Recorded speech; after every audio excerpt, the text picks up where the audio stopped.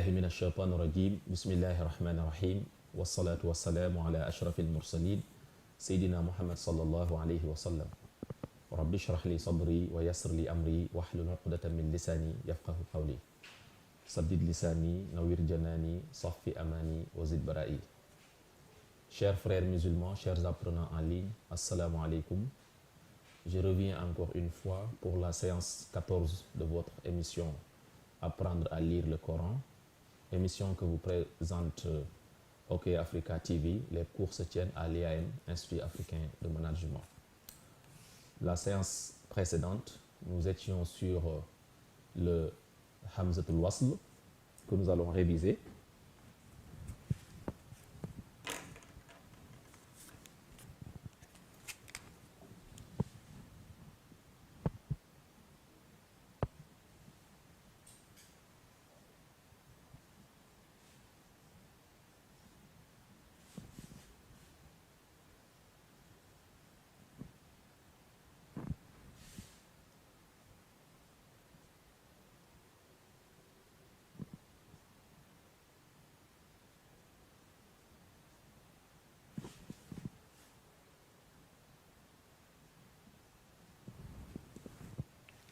D'habitude, à l'entame du cours, j'écrivais cette formule qui est Bismillahir Rahmanir Rahim.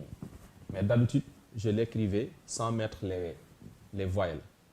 Pourquoi? Parce que il y a beaucoup de notions que nous n'avions pas encore vues.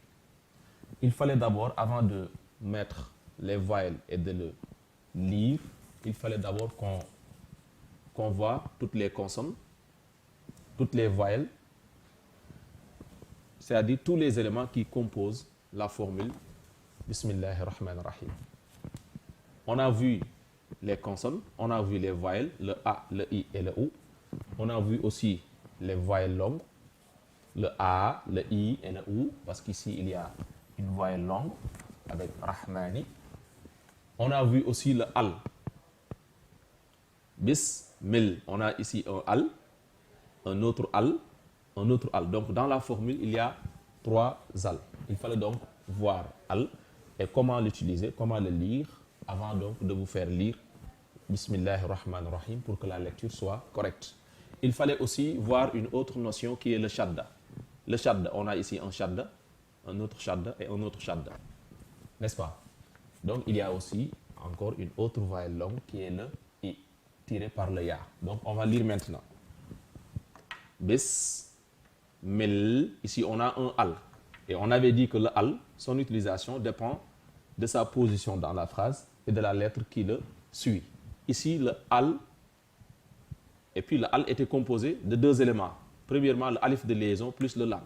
Ici, on voit donc que le Al n'est pas en début de phrase, donc il ne se lit pas. Le alif de liaison ne se lit pas. Le Al n'est pas en début de phrase, donc il est précédé par Bismi, donc le alif de liaison ne se lit pas. On va lire Bismil. Le lam non plus ne se lit pas dans ce cas. Pourquoi? Parce que la lettre qui le suit a un shadda, donc est une lettre solaire. Bismil. Vous voyez que le lam ne porte pas de soukoun aussi. Donc il ne porte pas de soukoun et il ne se lit pas. Pourquoi? Parce qu'il est suivi d'une lettre qui a un shadda, donc appelée lettre solaire. C'est-à-dire qu'il est suivi d'une lettre solaire. Bismil. On va mettre une flèche. Donc du mi, on va directement à la lettre qui suit le. Donc ici, on va sauter le alif de liaison et le lam du al aussi. Donc du mi, on va directement à la lettre qui suit le al. Bismil, la, hi. La, hi. Mais puisqu'on a encore un autre al, et qui n'est pas en début de phrase, c'est-à-dire qui ne se prononce, ou le alif de liaison ne se prononce pas. Donc on va faire la liaison. On va faire la liaison. Donc la, vous voyez, la, hir. Ici, non plus, ni le alif de liaison, ni le lam ne se lit pas. Pourquoi? Parce que tout simplement, la lettre qui suit, bon, d'abord, l'alif de liaison n'est pas en début de phrase. Pour le lam maintenant, la lettre qui le suit a un shadda, donc la lettre ra, ce qui l'empêche de porter un soukoun et de se lire. Donc, la hir, rah, ma, nir. Ici, on a une voyelle longue, un alif qui tire. C'est ça qu'on appelle alif flottant. Ma, nir. On va faire encore la liaison, comme précédemment. Donc, ma, nir, ra, hi, mi. Ici, on a un ya qui tire, donc le i, la voyelle i. Ra, hi, mi. Donc, on va lire bis, mil, la, hir, rah, ma, nir, ra, hi, mi. On répète. Bis, on va lire par syllabe. Donc, bis, mil, la, hir, rah, ma, nir, ra, hi, mi. D'habitude, vous entendez dire Bismillahirrahmanirrahim, comme s'il y avait un soukoun ici.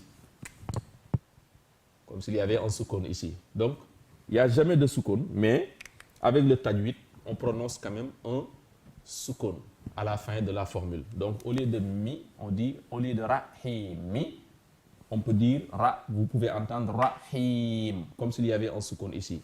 Mais nous, pour le moment, on peut se tenir à la lecture basique, c'est-à-dire de lire ce que nous voyons et tel que nous le voyons.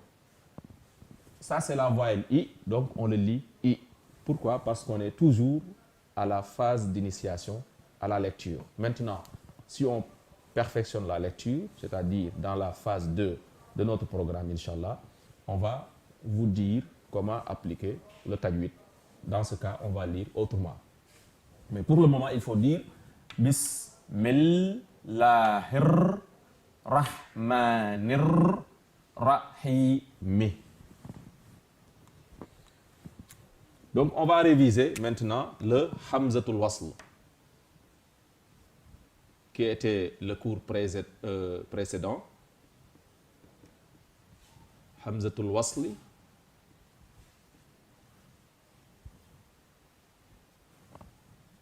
qui est alif de liaison.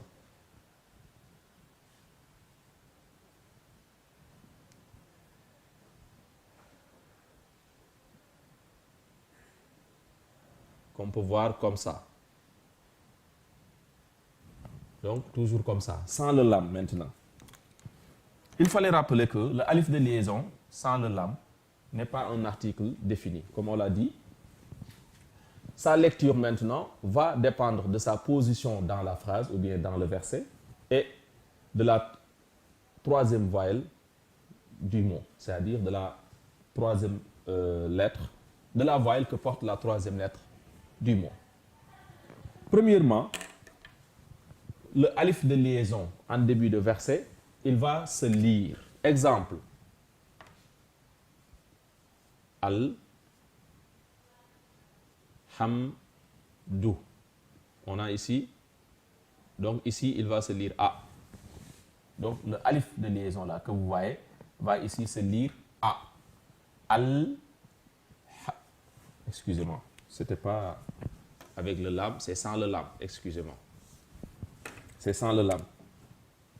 Donc, avec le lam, c'est un article défini, mais sans le lam, ce n'est pas un article défini. Donc, on va voir, avec sans le lam, on va le lire dépendant de sa position dans la phrase et de la lettre qui le suit. Exemple.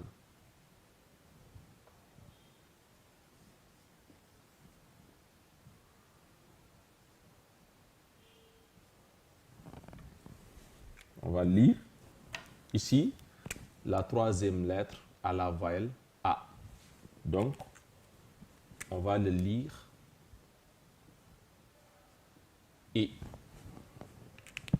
Ici, le alif de liaison se lit I. Pourquoi? Parce que il est en début de phrase, donc il se lit, mais la troisième lettre du mot aussi a la voyelle A, donc il se lit I.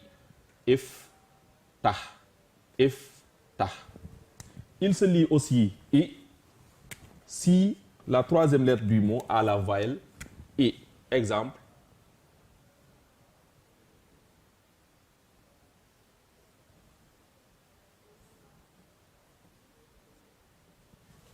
Toujours donc I.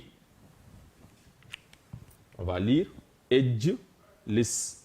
Edge, lis. Pourquoi il se lit I? Parce que la troisième lettre du mot a la voyelle I. Il va maintenant se lire OU si la troisième lettre du mot a la voyelle O. Exemple.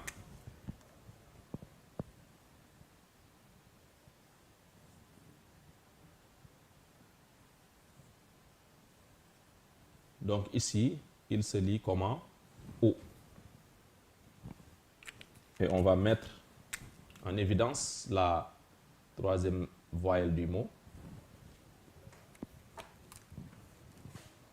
On va lire och, ruj, och, ruj, och, ruj. Donc, il se lit en début de phrase.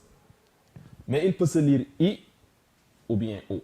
Il se lit I si la troisième lettre du mot a la voyelle A, c'est-à-dire le fatha. Il se lit aussi I si la troisième lettre du mot a la voyelle I, c'est-à-dire le kasra. Il va maintenant se lire OU si la troisième lettre du mot a la voyelle O. Maintenant, nous allons voir la situation où il ne se lit pas. Il ne se lit pas du tout. C'est quand le alif de liaison est précédé de quelque chose. On peut utiliser le même mot, mais cette fois-ci précédé de quelque chose. Exemple. On va mettre une flèche pour dire qu'il ne se lit pas. Donc, on saute complètement le alif de liaison pour lire la lettre qui le suit. Donc, waf, tah, waf, tah. Ensuite, pour l'autre exemple.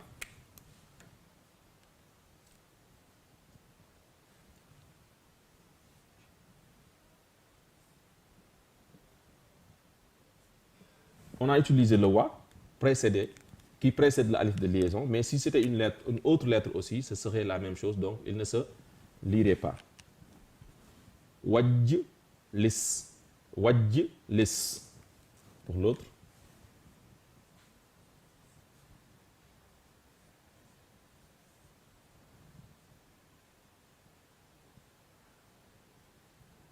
Donc, s'il est précédé d'une lettre ou bien d'un mot, quel que soit ce qui le précède, on n'a pas besoin de voir ce qu'est la troisième voyelle du mot, c'est-à-dire la voyelle que porte la troisième lettre du mot. On n'a pas besoin de voir si la troisième lettre du mot porte la voyelle A, I ou bien O. Donc, il ne se lit pas du tout.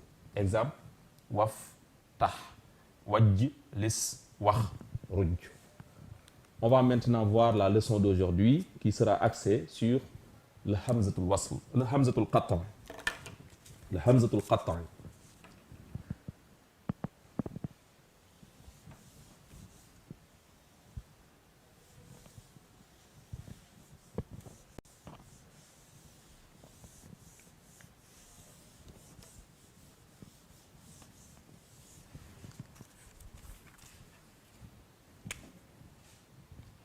Le hamzatul qat'a.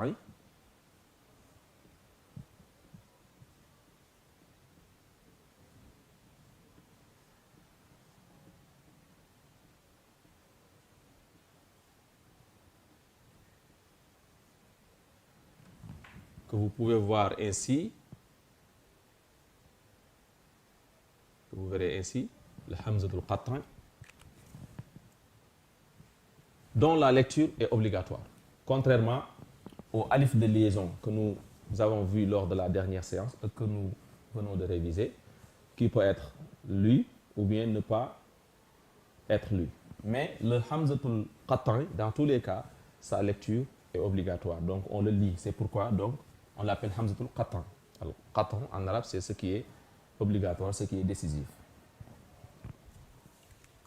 Donc pour le hamzatul qat'i, on peut le voir ainsi, sans support. On le lit hamza, sans support. Mais on peut le voir aussi avec comme support alif. 1. On peut le voir avec support alif.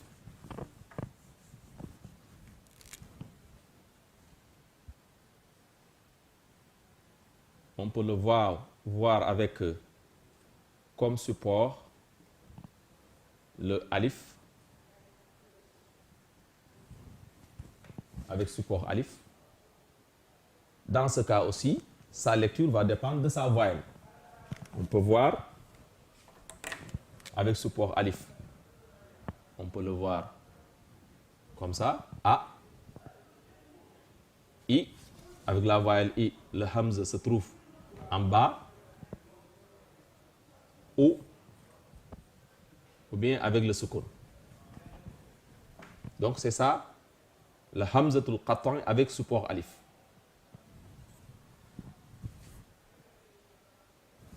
On peut le voir aussi, avec support alif, on peut avoir quelques exemples.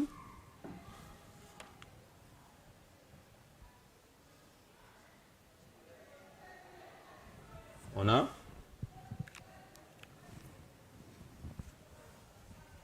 nous allons mettre ça ici pour économiser le tableau. Exemple, on peut voir aha,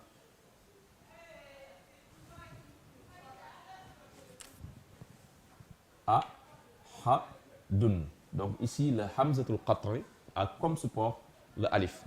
Ahadun, ahadun.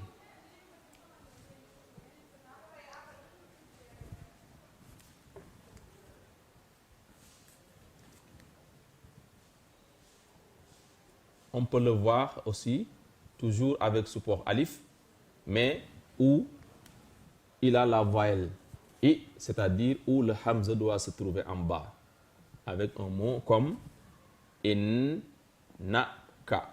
Innaka. Deuxièmement, on peut le voir aussi avec comme support le ya. Support ya.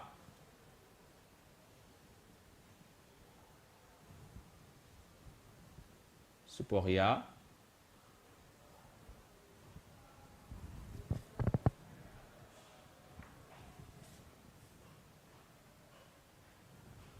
Dans ce cas aussi, on pourra le voir ainsi. Comme ça, le ya dans son état initial. Le ya en milieu de mots.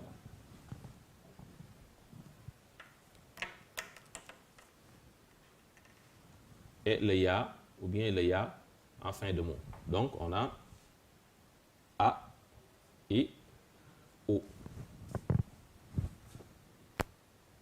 Exemple pour le hamza avec comme support le ya, on peut voir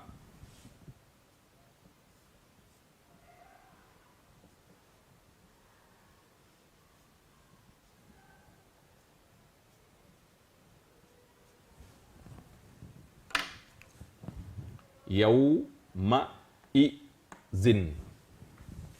Yawma izin. Yawma izin. Ici, on a comme support pour